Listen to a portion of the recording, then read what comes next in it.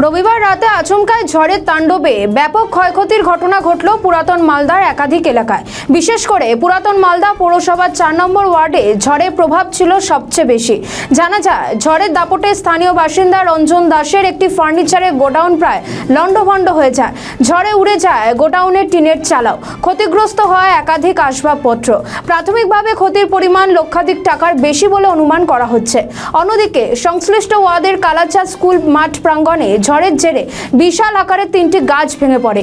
এর ফলে এলাকায় বিদ্যুৎ পরিষেবা বিচ্ছিন্ন হয়ে যায়। কিছুক্ষণের জন্য যান চলাচলও অস্বাভাবিকতা দেখা যায়।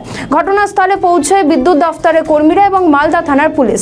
পাশাপাশি স্থানীয় কাউন্সিলর নির্মল অধিকারীও ঘটনাস্থলে গিয়ে পরিদর্শন করেন। প্রশাসন ও বিদ্যুৎ দফতরের তৎপরতায় ধীরে ধীরে পরিস্থিতি স্বাভাবিক করার কাজ শুরু হয়। ফার্নিচার কাঠের দোকান ঘর ছিল আমার, লোক থাকে, চকি টকি তুমি সবই দেখতে পেলা, টিভি লাইট সবই আছে, ফ্যান ট্যান সব।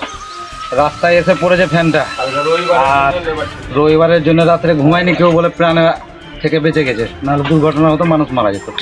কেমন ধরনের ঝড় উঠেছিল?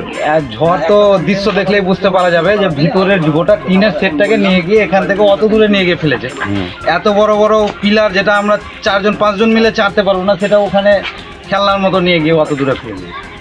কেমন ছিল ঝড়ের গতি? ক্ষতি তো সাংঘাতিক। এখানে কালাচাঁদ হাই স্কুলের কাছেও 3-4টা গাছও উল্টিয়ে পড়েছে, গোড়া সহ। আমার টিনের ঘরের ভিতরে টিভি তো দুটো না, আপনি তো দেখতেই পেলেন, আর এদিকে